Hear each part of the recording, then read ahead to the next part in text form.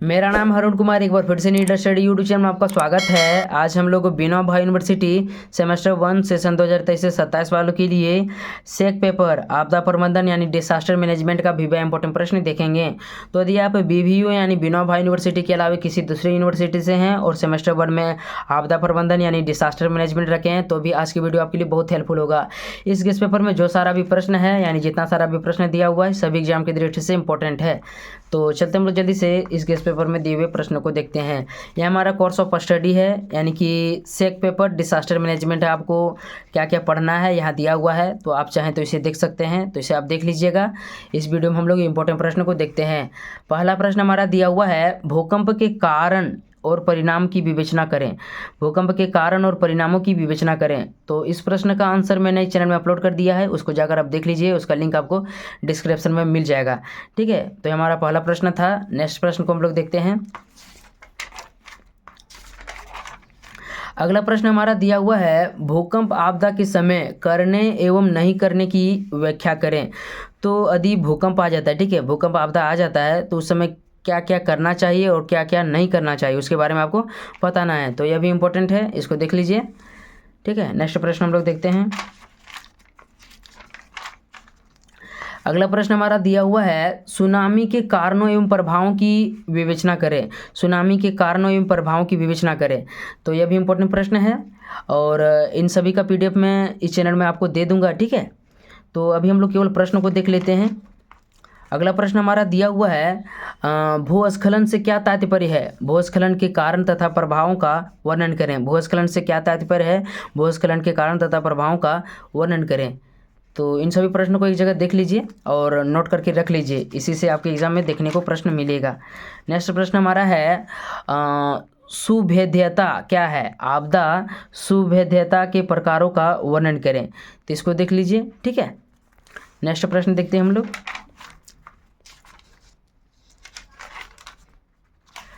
अगला प्रश्न हमारा है, भारत में वनाग्नि के कारणों एवं प्रभावों का वर्णन करें। भारत में वनाग्नि के कारणों एवं प्रभावों का वर्णन करें। यानी कि हम लोग झारखंड में स्थित है, ठीक है, तो जो हमारे आसपास की जंगल है, ठीक है, वहाँ तो आप कभी न कभी जंगल में आग लगा हुआ देखे ही होंगे। ठीक है, तो किन कारणों के चलते जंगल में आग लग जाता है और उनके क्या क्या प्रभाव हो सकते हैं उसके बारे में बताना है। ठीक है, वनाग्नि मतलब वनों में आग लगना, यानी कि उसके क्या कारण है और उसके क्या क्या प्रभाव हो सकते हैं, तो इसको देखना है आपको। ठीक है, वनों में आग लग जाता है तो इसके प्रभाव भी बताना है आपको, तो इसको देख लीजिए। नेक्स्ट प्रश्न देखते हैं हम लोग। अगला प्रश्न हमारा दिया हुआ है, सूखा पड़ने के प्रमुख कारणों तथा सूखे के प्रभावों का विवरण दीजिए। सूखा पड़ने के प्रमुख कारण कौन कौन से हैं और उसके क्या क्या प्रभाव है उसके बारे में बताना है। तो आपदा प्रबंधन में आपका इसी तरह से प्रश्न रहेगा। ठीक है, देखते हैं हम लोग नेक्स्ट प्रश्न। अगला प्रश्न हमारा दिया हुआ है, बाढ़ के कारणों एवं परिणामों की विवेचना करें। तो इस प्रश्न का भी आंसर इस चैनल में मिल जाएगा आपको, उसको देख लीजिए। ठीक है, देखते हैं हम लोग अगले प्रश्न को।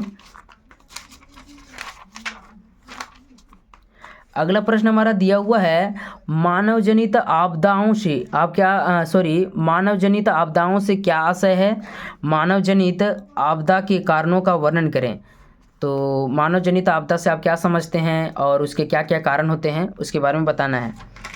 नेक्स्ट प्रश्न देखते हैं हम लोग। अगला प्रश्न हमारा है, चक्रवात। ठीक है, चक्रवात प्रकोप क्या है, इसके कारणों और प्रभावित क्षेत्रों की विवेचना करें। चक्रवात प्रकोप क्या है, इसके कारणों एवं प्रभावित क्षेत्रों की विवेचना करें। तो सभी इंपॉर्टेंट प्रश्न है। ठीक है, नेक्स्ट प्रश्न देखते हैं हम लोग। अगला प्रश्न दिया हुआ हमारा है, प्रकोप एवं आपदा को परिभाषित करें एवं इसके प्रकारों की विवेचना करें। प्रकोप एवं आपदा को परिभाषित करें एवं इसके प्रकारों की विवेचना करें। तो इसको देख लीजिए। देखते हैं हम लोग अगले प्रश्न को।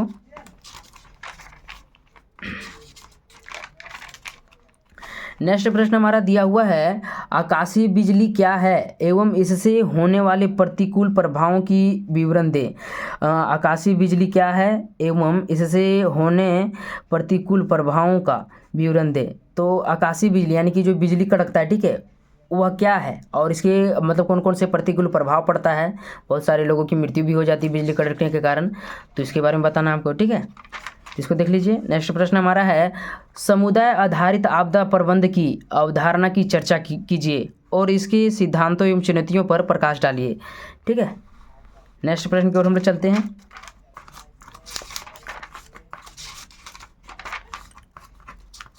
अगला प्रश्न हमारा दिया हुआ है, राष्ट्रीय आपदा प्रबंध पदाधिकारी NDMA की विवेचना करें। राष्ट्रीय आपदा प्रबंधन प्राधिकरण NDMA की विवेचना करें। तो इसको देख लीजिए। ठीक है, नेक्स्ट प्रश्न हम लोग देखते हैं।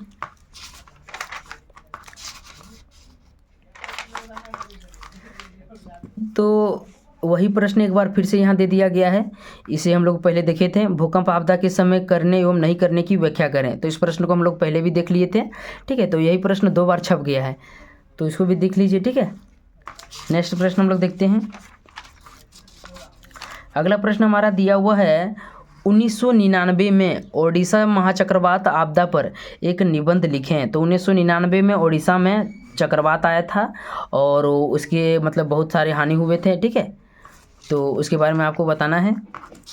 नेक्स्ट हमारा है, भुज में आए विनाशकारी भूकंप की विभीषिका को अपने शब्दों में व्यक्त कीजिए। तो जो भुज में आया था, ठीक है, भुज गुजरात में स्थित है, वहाँ पर 26 जनवरी 2001 को बहुत विनाशकारी भूकंप आया था। ठीक है, तो उसी के बारे में आपको अपने शब्दों में लिखना है। नेक्स्ट प्रश्न देखते हैं हम लोग। अगला प्रश्न दिया हुआ हमारा है, 2004 के भारतीय महासागर में आए सुनामी आपदा की विवेचना करें। तो 2004 में भारतीय महासागर यानी कि हिंद महासागर हो गया, अरब सागर हो गया, इसी में से कहीं मतलब सुनामी आया था। ठीक है, तो उसके बारे में आपको बताना है। नेक्स्ट प्रश्न हमारा है, काफ़ी इंपॉर्टेंट है। ठीक है, हो सकता है कि इसके बारे में आपके एग्जाम में प्रश्न देखने को मिलेगा। 2013 उत्तराखंड यानी कि केदारनाथ की आपदा की विवेचना करें। तो 2013 में उत्तराखंड में बहुत भयानक बाढ़ आई थी, जिसमें बहुत सारे लोगों की मृत्यु हो गई थी, बहुत भयानक बाढ़ थी। ठीक है, तो उसी आपदा के बारे में आपको बताना है। तो ये मतलब इम्पोर्टेंट प्रश्न है। ठीक है, नेक्स्ट प्रश्न देखते हैं हम लोग। अगला प्रश्न हमारा दिया हुआ है, चास नाला कोयला खदान में हुए आपदा के बारे में विस्तार से बताएं। तो चास नाला कोयला खदान में आपदा हुआ था, उसके बारे में आपको बताना है। ठीक है, आपदा मतलब दुर्घटना हुआ था, एक तरह से कह सकते हैं, प्राकृतिक आपदा था। ठीक है, अगला प्रश्न हमारा दिया हुआ है, भोपाल गैस त्रासदी पर एक निबंध लिखें। तो यह काफ़ी इंपॉर्टेंट प्रश्न है। यानी कि जो भोपाल गैस त्रासदी हुआ था वो 1984 में हुआ था। इस गैस के प्रभाव में आकर लाखों लोग मतलब ग्रस्त हो गए थे और इसका प्रभाव भी काफ़ी लंबे समय तक देखने को मिला था, यानी बहुत सारे लोगों की मृत्यु हो गई थी। ठीक है, तो इसको देख लीजिए, इंपॉर्टेंट प्रश्न था। यही हमारा आखिरी प्रश्न था।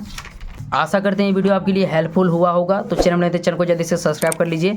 बाकी मैं इसका पीडीएफ इस चैनल में आपको दे दूंगा। मिलते हैं नेक्स्ट वीडियो में, तब तक के लिए धन्यवाद।